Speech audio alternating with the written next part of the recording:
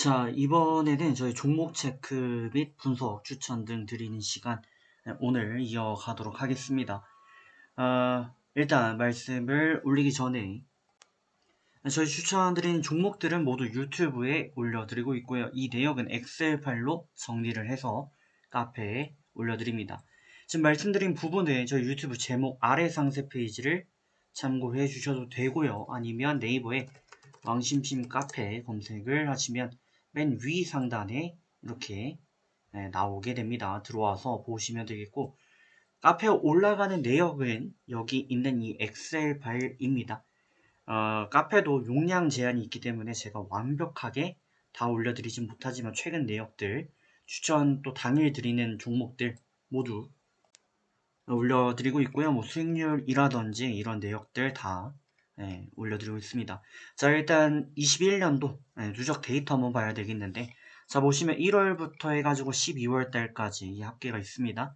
이게 누적 합계 기준, 최고 수익 기준 3413.36% 기록했고요. 1096승 87패, 1183개 표본 92.6% 승률을 자랑했습니다. 자, 그리고 22년도로 넘어왔습니다. 벌써 3월 중순을 달리고 있는데, 마찬가지로 1월부터 3월달까지 최고 누적 수익 기준 합계가 2731.20%이고요. 173승 8패, 181개 표본 95.5%를 이어가고 있습니다. 자, 오늘 이제 이 내역들 다 정리해가지고 최종적으로 자정 안으로 카페에 올려드리도록 하겠습니다. 자, 그러면 이어서 이전 추천주 간단 체크 및 시장 살펴보도록 하겠습니다. 자, 지금 거의 장이 끝나가는 무렵인데요. 일단 어제 추천드렸던 종목들 체크를 좀 해볼 거고요. 시장적인 부분도 살펴보겠습니다. 자, 일단 첫 번째 농후바이오입니다. 오늘 차익권에 도달하지 못했고요. 하루 더 가져가야 되겠습니다. 현재 1% 정도 하락 중인데 크게 무리 없어 보입니다. 유지해 주시고, 동아화성 두 번째도 마찬가지입니다. 유지해 주시면 될 것 같고요. 바닥권 추세 턴어라운드 이어가면서 흐름 잘 받쳐주고 있기 때문에 가져가시면 되고, 그 다음 이제 트윈입니다. 트윈은 오늘 22,400원까지 반등을 했습니다. 해서 승 잡고 가도록 하겠고요. ITI즈 역시 오늘 17,950원까지 올랐습니다. 역시 승 잡겠고요. 그 다음 이제 프롬바이오 장중에 한때 9,970원 충분히 올라가줬죠. 역시 승 잡습니다. 그리고 셀바스 AI 지금 막판까지 달리고 있고요. 일단 9,670원까지 오른 바가 있습니다. 그래서 기본 차익권에 충분히 들어와 줬다 라고 보시면 되겠고, HLB 조금 애매한데 32,150원까지 갔습니다.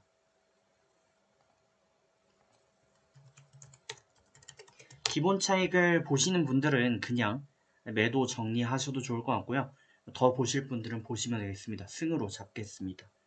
자, 그 다음 인성정보. 오늘 시가부터 뜨거웠죠.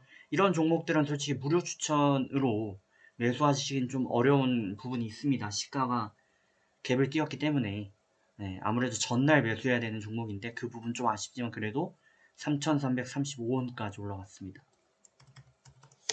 이렇게 해서 어제 추천드렸던 종목들 중에 두 종목을 제외하고 모두 하루 만에 차익이 형성이 됐습니다. 자, 체크해 주시고 시장 봅니다. 자, 코스피와 코스닥 여러 차례 말씀을 드리고 있고, 코스피 같은 경우 2600 이탈 마감 가능성을 30%로 말씀을 드리고 있습니다. 30%는 현재도 유효하겠고요. 바닥을 다지는 다분한 신호는 이어지고 있다 라고 봐야 됩니다. 변형된 이런 저점 기아 패턴이 형성되는 부분, 그리고 28일 당시 상승 잉태 턴어라운드 되는 부분도 모두 긍정적으로 작용이 되었고, 3월 전에 이제 저희가 아무래도 러시아, 우크라이나 이 사태인데 이게 없다는 가정을 하게 되면 증시는 이렇게 갔어야 맞습니다. 이렇게 가야 맞는데 지금 이만큼이 내려와 있는 거죠. 이 부분 좀 아쉽고요. 이제 내일과 이제 모레쯤 한국 시장에 러시아 디폴트 사태와 그리고 금리 인상 부분이 반영이 될 겁니다. 그렇게 되면 당분간 적어도 한 2달 정도는 악재가 없다. 다만 러시아 이게 문제인 거죠.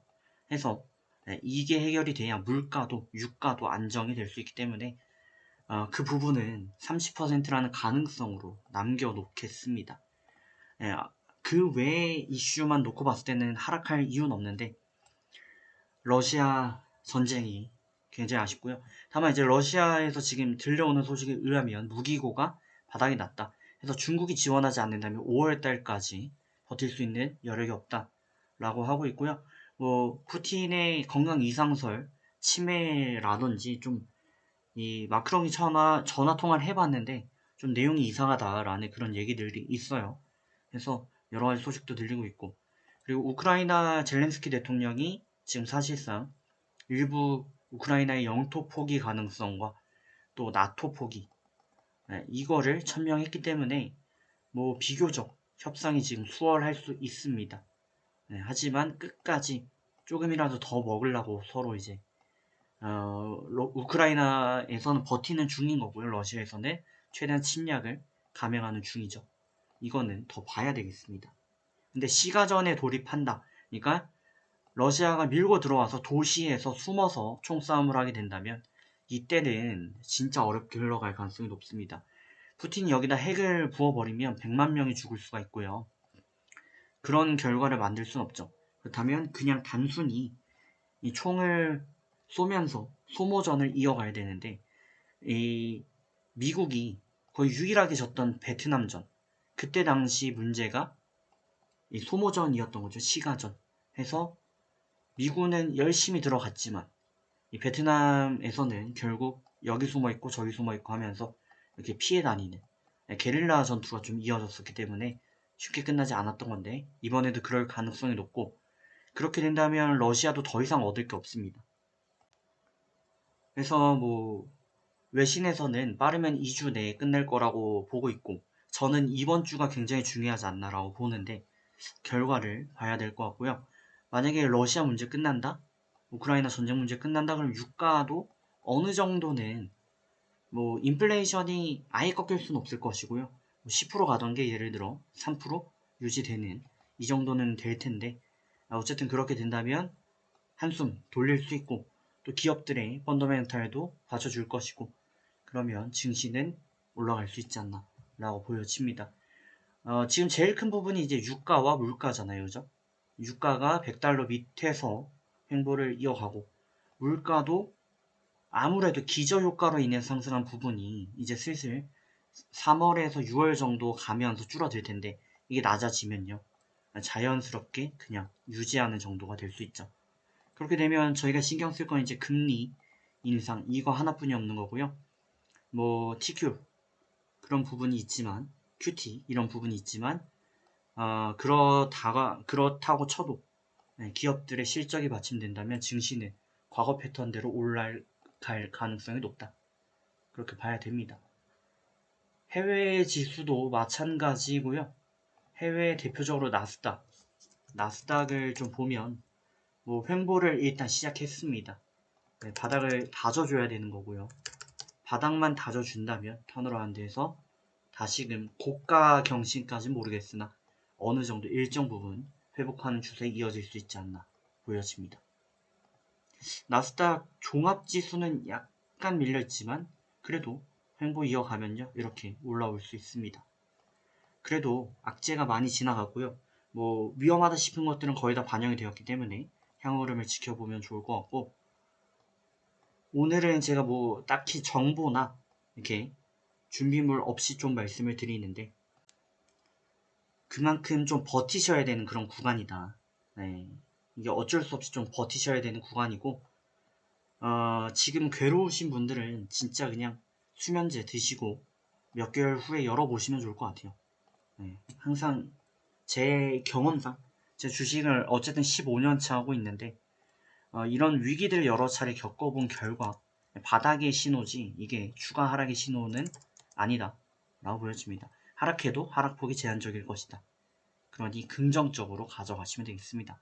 그리고 마지막으로 이 말씀 드리면 경제가 발전하고요. 기술이 진보하고 성장하는 한, 물가가 오르는 한 증시는 절대 장기적으로 떨어지지 않습니다. 무슨 말이냐? 이 증시가 오른다는 건 경제가 성장한다는 얘기예요. 그죠? 그럼 테슬라 같은 데서 자율주행을 만들고 전기차가 나오고 또 뭐 로봇 기술이 발전을 하고 이러면 이럴수록 경제는 발전할 수밖에 없고요. 이는 곧 증시의 상승을 가리킵니다. 친환경을 비롯해서 지금 뭐 메타버스 이런 분야들 모두 다 상승하면 결국 주가도 오른다. 네. 이게 얼마나 거품인가가 중요한데 증시 보시면요. 이게 제가 코스피로 이렇게 보여드려서 그런데 코스닥이니 코스닥 기준으로 보시면 2000년도에 2900 갔습니다. 근데 지금 890이에요. 거품인가요? 아닐 가능성이 높다라는 거죠. 네, 길게 봤을 때 기술주, 소형주가 중심이 되는 코스닥이 890이다. 이거는 저평가지 지금 많이 올랐다라고 볼 수 없습니다. 나스닥 같은 해외에는 좀 많이 오른 건 사실이에요. 하지만 조정을 받을 만큼 받았고 얘가 대장주기 때문에 더 갈 수밖에 없다.